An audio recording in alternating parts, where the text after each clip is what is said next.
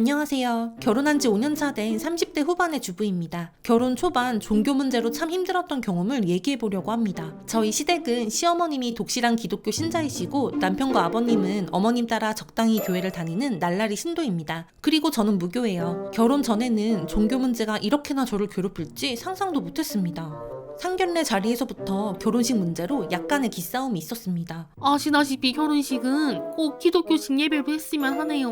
주례는 저희 교회 목사님이 맡아주실 거예요. 어차피 결혼하면 새아가 너도 다녀야 되는 교회니까 결혼식 날 겸사겸사 인사드리면 좋지 않겠니? 저희 집 식구들 누구도 교회를 다니지 않기 때문에 부모님들은 약간 떨떠름해 하셨죠. 우리 집에는 교회 다니는 사람 아무도 없는데 꼭 그렇게 해야 될까? 결혼식 중간에 막 찬송가도 불러야 된다며. 난 별론데. 자기 말도 이해하는데 우리 엄마 이 문제로는 타협 절대 안 해. 좀 따라주라. 고민 끝에 비록 제가 원하던 결혼식은 아니었지만 한 발 양보해서 기도하고 찬송가 부르는 예배 결혼식을 올리게 됐습니다.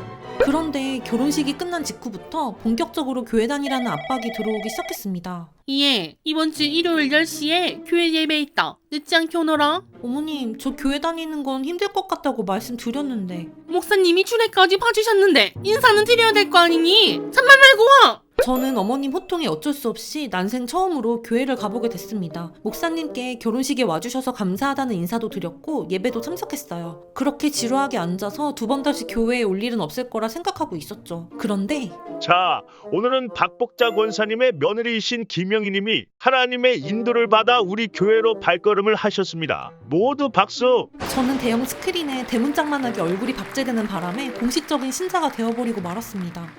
어머, 박 집사님 며느님이시구나. 안녕하세요. 네, 안녕하세요. 교회에는 이상할 정도로 아들 며느리와 함께 온 어머님 또래 신도분들이 많이 계셨습니다. 어머님도 맨날 이런 걸 보셨으니 부러워서 저에게 그렇게 교회 타령을 하셨구나라는 생각이 들었죠. 자, 다들 이렇게 환영해주니 얼마나 좋니? 오늘부터 신앙생활 열심히 하는 거다. 저는 그 자리에서 간다 안 간다 대꾸하기도 뭐해서 가만히 있었어요.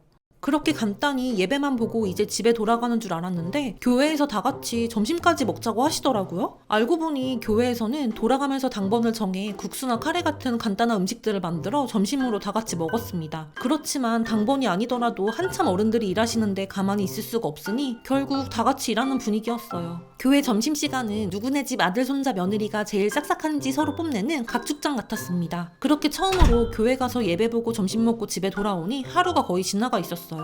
그래, 교회 나가보니까 어떻디? 아직 잘 모르겠어요. 아직 네가 성경을 잘 몰라서 그래. 성경을 알면 신앙생활이 아주 재밌어진다.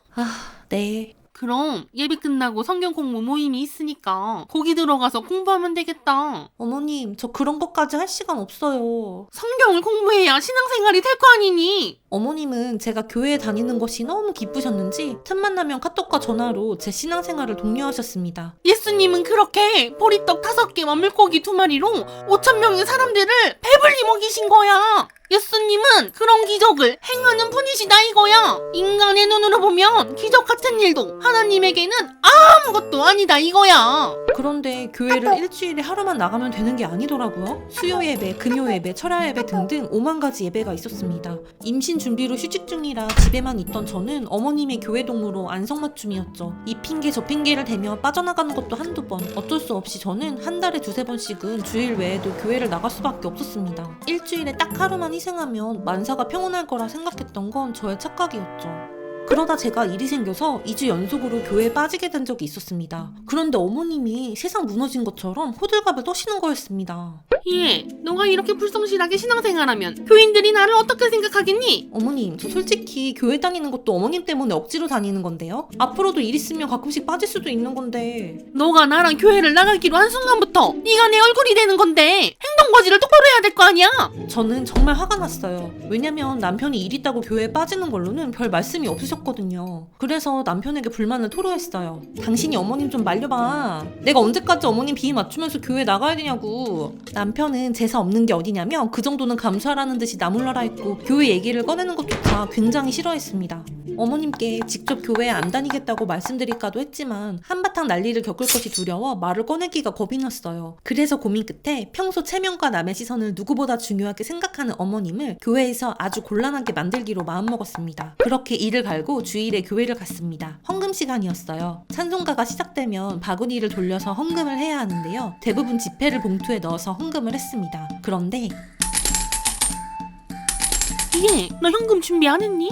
했어요. 1,000원. 저는 그 주도 그 다음 주도 동전으로 헌금을 냈습니다. 경쾌한 짤랑 소리와 함께 어머님 얼굴도 붉어지셨죠. 그런데 2번 그렇게 동전으로 헌금을 내고 나니 시어머님이 아예 봉투를 준비해서 헌금 전에 쥐어주셨어요. 이걸로 내라. 77 맞게. 결국 이 방법도 오래 쓰지는 못했습니다. 그래서 다른 방법을 또 생각해낼 수밖에 없었죠. 교회에는 보통 집안에 큰일이 있을 때만 하는 특별 감사 헌금이 있었는데요. 대부분 수십 수백만 원의 큰 액수를 내는 분들만 주보에 이름을 올리고 헌금을 하셨어요. 그래서 저도 기쁜 소식을 알려보기로 했습니다. 시어머님의 생신을 축하드리며 5,000원 김영희. 아니, 저. 어머, 박 지사님 생신이신가 봐요. 축하드려요. 얘, 너가 이랬니? 제가 어머님 생신 축하해드리려고 깜짝 선물한 거예요. 얘, 5,000원이 뭐니 5,000원이. 아이, 내지를 말던가. 뭐 하는 짓이야, 남사스럽게. 어머님, 액수가 중요한가요? 마음이 중요하지. 아니, 저. 그리고 예배가 끝난 후 교회 점심을 먹을 때도 기회를 놓치지 않았습니다. 저는 민망함을 무릅쓰고 평소와 달리 돕는 신용도 하지 않은 채 코를 박고 잔치국수를 먹었습니다. 국수 좀 더 퍼다 주실래요? 할아버지, 국수 좀 더 퍼달라고요. 아니, 저. 이리 주세요. 얘, 너 오늘 태도가 그게 뭐니? 망신스럽게? 행동 거지 좀 똑바로 해. 너 오늘 아주 맘에 안 들었어. 집으로 돌아와서 제가 했던 행동들이 어찌나 민망스럽던지 얼굴이 화끈거려 잠을 설칠 정도였습니다. 하지만 한번 시작을 했으니 끝을 봐야 했죠. 또다시 주일이 돌아왔습니다. 어머님의 무릎 통증이 빨리 가시길 바라며 5,000원. 아니, 저. 집사님, 무릎이 안 좋으신가 보다. 제가 기도 많이 할게요. 어머님은 제가 또다시 낸 특별 헌금 때문에 얼굴을 울그락불그락 하셨어요. 그리고 저에게 눈길도 안 주시고 잔뜩 화가 나신 상태로 예배를 보셨습니다. 예배가 끝난 후 어머님, 오늘은 짜장밥 나온대요. 밥은 무슨 밥이야? 집으로 곧장 가! 너, 내가 하지 말라고 했어, 안 했어? 너 나 놀리니? 일부러 나 망신 주는 거야?